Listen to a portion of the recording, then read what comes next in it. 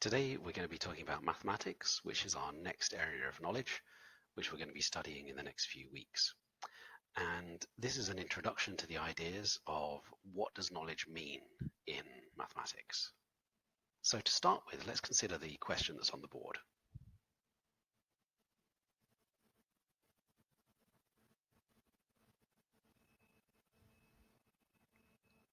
Now, we've never shared ideas with them, we've never communicated, but they are a very developed civilization. Would their mathematics be the same as ours? If you think it would, then I'd like you to point to something at that side of the screen and actually put it down on your desk pointing there. Or if you think theirs would be different to ours, then point at no.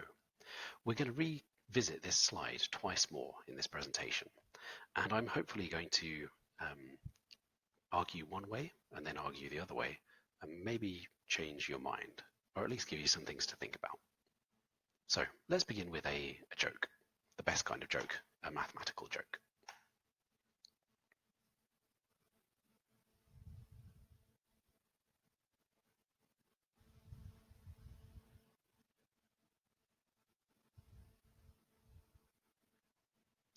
Very good. This joke is about number systems. So when you see the 1, 0, obviously you think it means 10, but maybe we could be dealing with binary, in which case 1, 0 would mean 2. And I'd like to get into the idea of how we write down our numbers. Now, this here is a numeral which means 2. This is the concept of having two things. Plato believed that numbers actually existed. They're not objects that you can touch, like a table or an apple, but they're abstract objects which really do exist. And this numeral here means 8. But something strange happens when we count to slightly higher numbers. We don't have a numeral for 10. There's not just one symbol. Instead, we use the position of the different columns to indicate the tens. So 1 10 and 0 units. That 0, by the way, was also a problem for Plato, because when you're looking at numbers like 7 objects, and you consider there being no objects, well, how can that exist? And actually, the ancient Greeks didn't have a symbol for 0, and neither did the Romans. But we do, and we consider it a very normal thing. But it's actually quite a recent invention, the concept of 0. This here means 2 tens and 5 units. I know that's basic, but bear with me, this is going somewhere. We deal in decimals because we've got 10, well, people say because we've got 10 fingers, that's why we chose base 10. But we don't have to deal in base 10.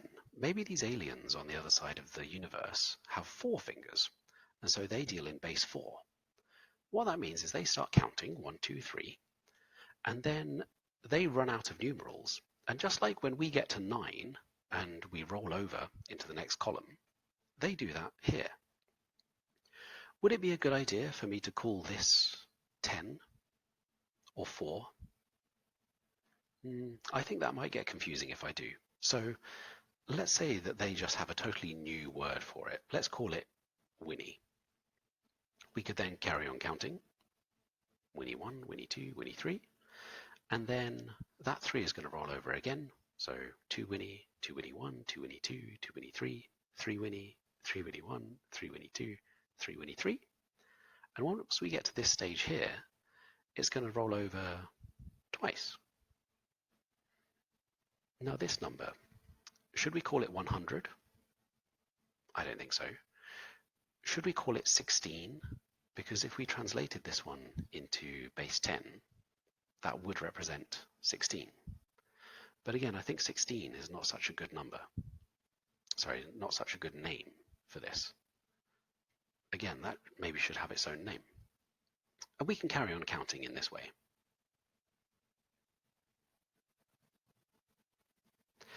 So having a different number system like this, has that actually changed the mathematics? We've had different number systems throughout history. Roman numerals, for example, Chinese, Babylonian. Many different cultures have had different number systems, and so the way that we write down mathematics has changed. So I reckon that the chances of this alien civilization having the same mathematics as us is very small. They're probably going to have different mathematics to us. Other things that we've invented, if you've done higher level maths, you might have seen these already, but in standard level, this does not exist. You can't square root negative numbers.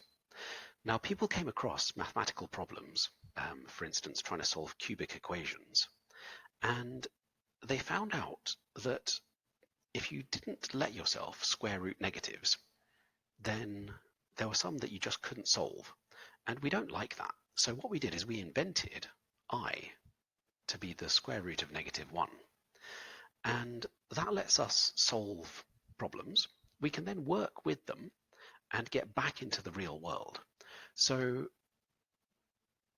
we've taken the real world, made it into an abstract language that we can manipulate easily, and then in the end we can translate it back into the world, the reality. But this thing doesn't exist. It's something that we've invented. Would the aliens have invented this as well? You might disagree with me here, a little bit controversial. I think negative numbers are invented as well. They don't exist. You might be thinking about some applications of negative numbers, but I would argue that it's a useful way of writing things down, but negatives don't really exist.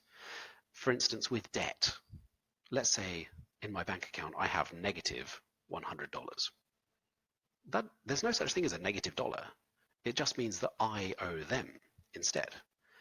With temperature as well, yes, on the Celsius scale, we can get negative temperatures. But they're not really negative. Once we get down to absolute zero, it stops. Hey, if you want to talk about, Boltzmann entropy, then go and ask a physics teacher about that in terms of negative temperature. As far as I'm concerned, we don't have negative temperatures. Charge on electrons, or with circuits, are they really negative, or does it just mean a difference in direction? So I think that negative numbers have been invented by us and are very useful tools. Would another civilization have invented them? Okay, first chance to reconsider. If the idea that we use different languages to represent mathematics means that the mathematics is different, then maybe no, they would have different mathematics to us. So maybe I've convinced some of you about this. I'll give you a second to change your mind, collect your thoughts, and do move your pen or your pencil if you want to. So let's carry on and think about some other things that we've invented. This here is a circle, and on this circle, the red line, or red curve, sorry, represents the circumference. We can put on another red line to indicate the diameter. Now, if I do the circumference divided by the diameter, I get pi. And this is we use a Greek letter for this, and it represents that ratio. So that's something that we made up. And the Egyptians invented pi. They knew it to approximately this level of accuracy. It was also invented by the Babylonians, again invented by Archimedes. He used this method here to try and estimate it. Invented independently by the Chinese, and that's a very accurate estimate just there. And We're used to seeing it as 3.14 and so on, but we could equally write it in binary, the number system that we were seeing earlier. So I'm not saying that pi is 11. This is exactly the same number, but written in a different language. But it's still the same concept. So does it make sense to say that we invented it? Really? Have so many different people coincidentally invented the same thing?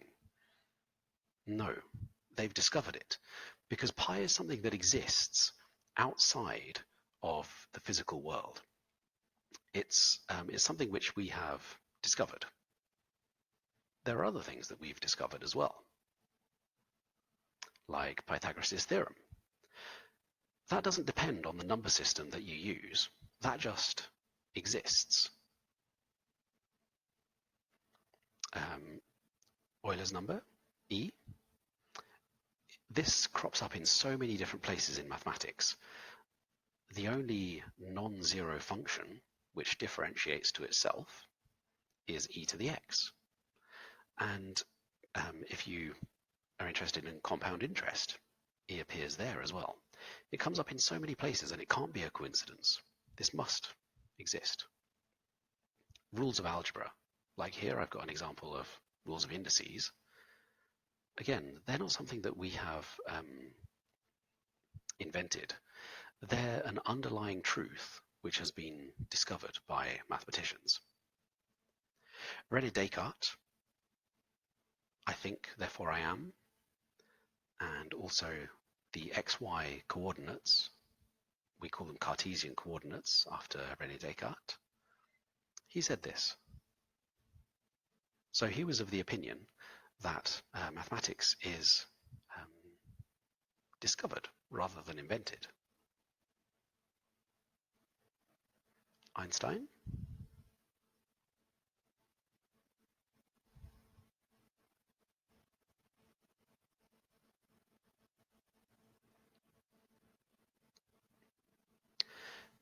The idea that this language that we've invented is so accurate when it comes to modeling the world around us surely means that it's not just the language.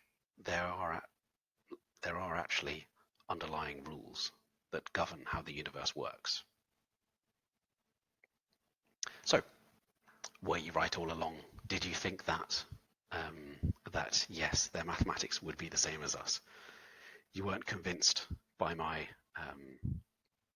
argument of just different languages. Yeah, sure, if it's different notation, that's fine, but the underlying ideas are the same.